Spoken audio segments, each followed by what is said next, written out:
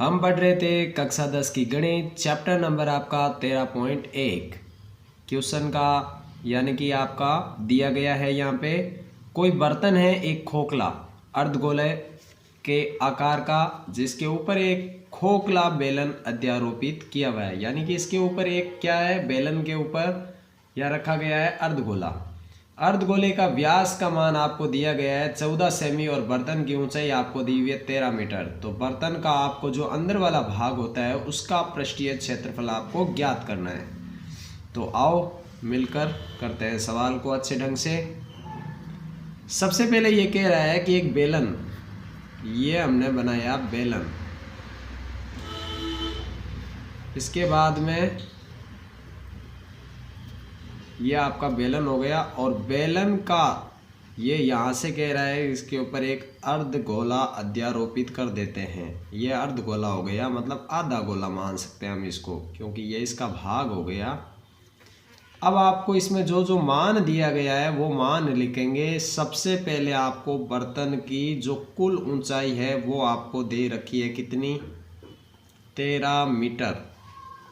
ये आपको कुल ऊंचाई दे रखी है और आपको इसका क्या दे रखा है, व्यास दे रखा है। व्यास मतलब ये आपका जो मान लेते हैं पूरे बेलन का, तो हम लिख सकते हैं व्यास।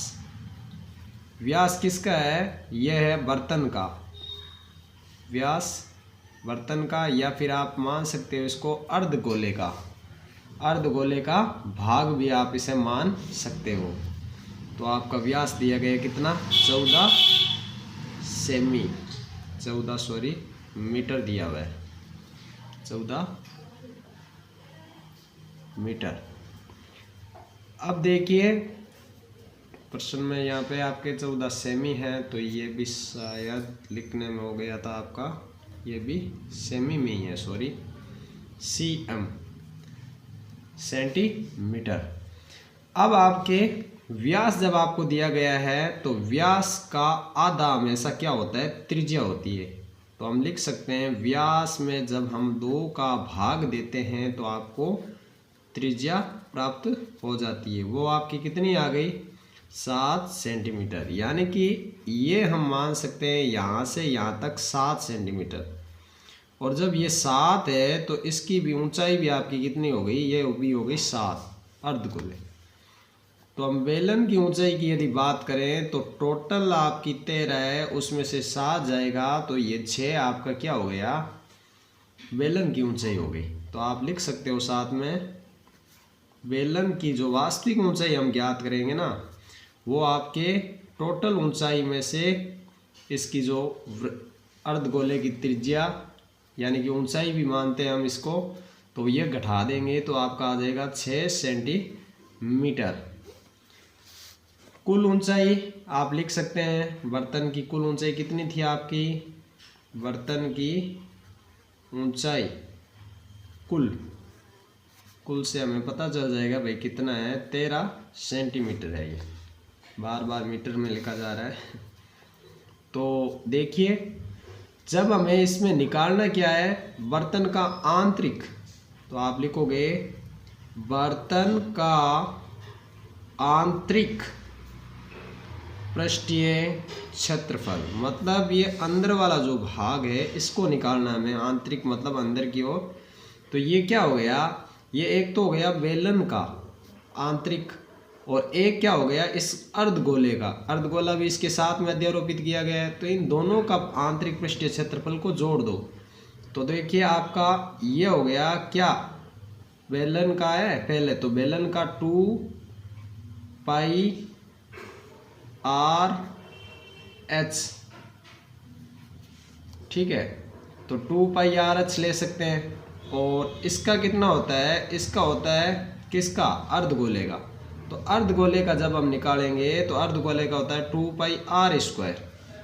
आर आपका कैपिटल लिया है मैंने और ऊंचाई एच ली है, तो ऊंचाई एच तो आपकी ये हो गई 13 में से 7 जो गया है ना वास्तविक बेलन की, वो हो गई आपकी ऊंचाई एच, ठीक है। और कैपिटल आर की यदि बात करूं तो मैं इस त्रिज्या को बोल सकता हूं कैपिटल आर, ठीक है। तो देखिए इनका मान रख दो, या फिर इन दोनों में जो कॉमन है वो कॉमन ले लो। एक तो कॉमन आपका क्या हो गया 2 पाई r, जब हम कॉमन लेंगे तो यहाँ से तो आपका रह गया h, ये कॉमन आ गया आपका, और यहाँ पे r 2 बार था तो ये एक बार बाहर चला गया, तो इसका मतलब एक बार आपका r रह गया। मान रख दो 2 गुणा पाई का मान हो गया 22/7 इंटू r का मान आपका हो गया 7। ऊंचाई h अब में जिसने मानी थी वो था 6, प्लस यहाँ हो गया आपका 7 से 7 काट भी सकते हो, तो 22 दूय आपका हो गया 44, और 6 और 7 हो गया 13।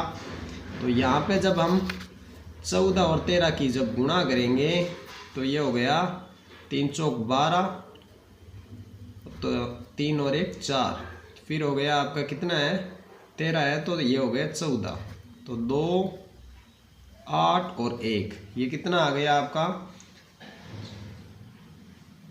सॉरी 44 था ना, ये 44 की गुणा करनी थी 13 से, मैंने यहाँ 14 कर दिया, तो भाई गलती तो हो जाती है, इसलिए ध्यान से गुणा करना। आप भी 4 दिए 12, 1 12 और 1 13, 4 और 4, ये हो गया आपका 2 7 और 5, तो 572 सेमी स्क्वायर, ये आपका आ गया। इसका जो आपसे पूछ रहा था ना बर्तन का जो आंतरिक पृष्ठीय क्षेत्रफल, अंदर की ओर का जो पृष्ठीय क्षेत्रफल था वो आपका 572।